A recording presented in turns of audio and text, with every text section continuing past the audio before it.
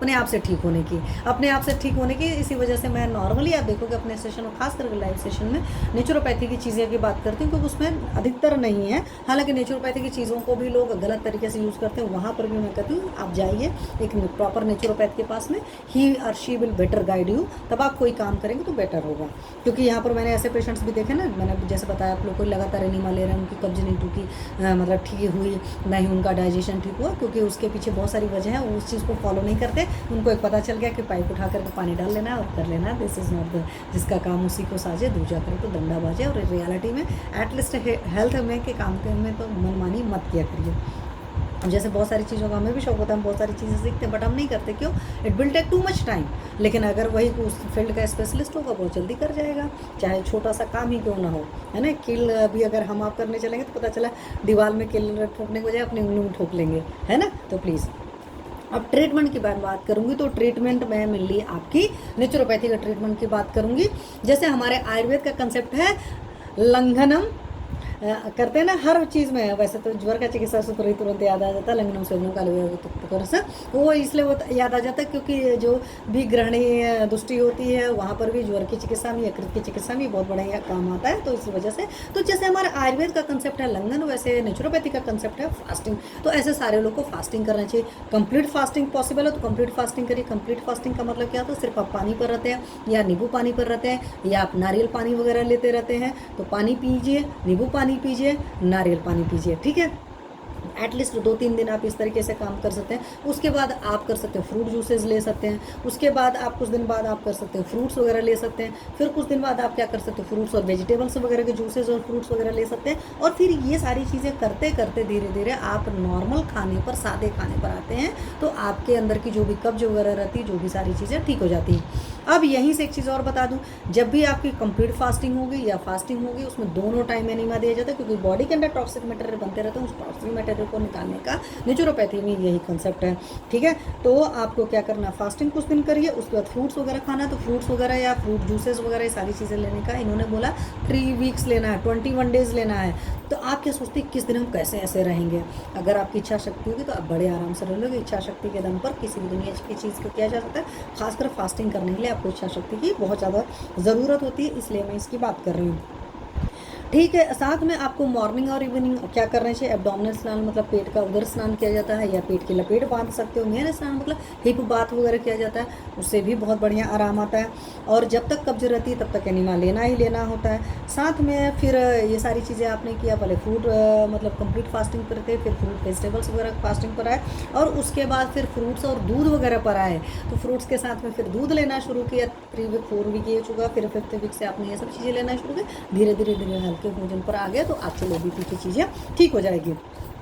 अब साथ में ट्रीटमेंट क्या है, जैसे आपने हाई बीपी के केस में देखा था लहसुन ले सकते हैं, ऐसे लो बीपी के केस में भी आप लहसुन अच्छे से खा सकते हो, ठीक है। अच्छे से खा सकते हो मतलब मात्रा में खाना, अच्छे से खाने मतलब ज़्यादा खाने की बात नहीं करें, मात्रा में ही खाना है हर चीज़।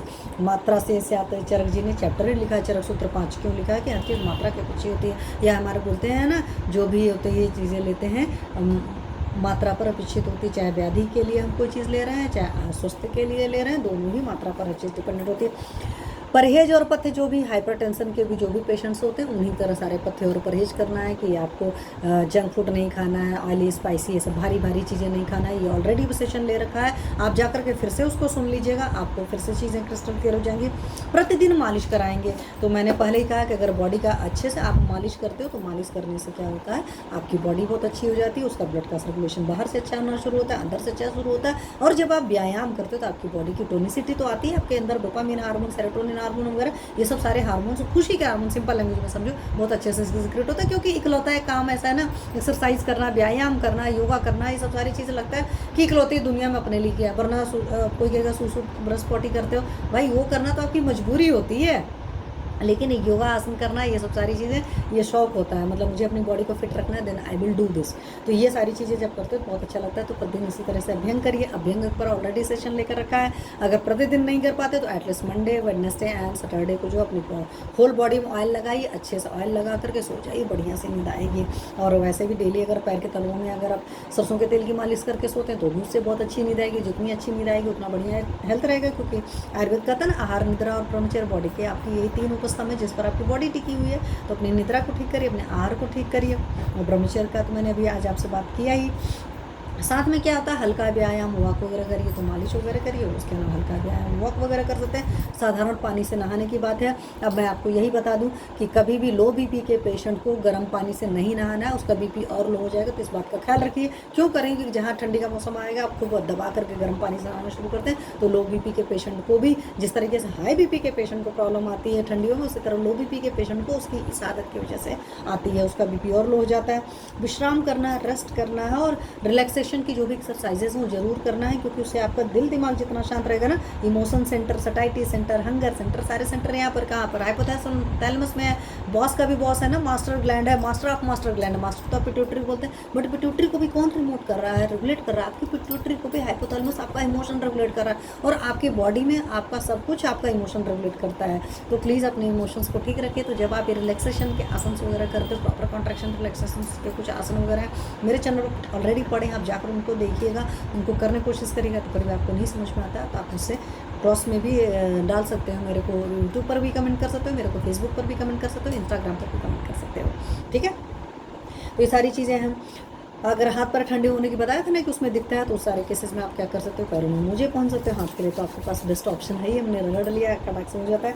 और सोने से पहले गर्म पानी में नींबू निचोड़ करके पीना है, ये आपके लो बीपी के पेशेंट के लिए। वहीं पर हाई बीपी के पेशेंट को हम लोग सुबह सुबह नींबू पानी पिलाते थे, बट गर्म पानी में उसको भी पिलाते थे, गर्म पानी में इनको भी पिलाएंगे, बट इनको रात को सोते वक्त पिलाएंगे। तो ये थोड़ी कुछ चीज़ें डिफरेंसेस होती हैं, थोड़ा बहुत डिफरेंसेस हैं। मेन पथ्य वही पालन करना है जो हाई बीपी के पेशेंट्स का था, वही लो बीपी के पेशेंट का प्रॉब्लम है। हमारी बॉडी के अंदर कुछ तकलीफ होती है तभी इस तरह की तकलीफें आती हैं। तो चलिए, हमने लो बीपी की बात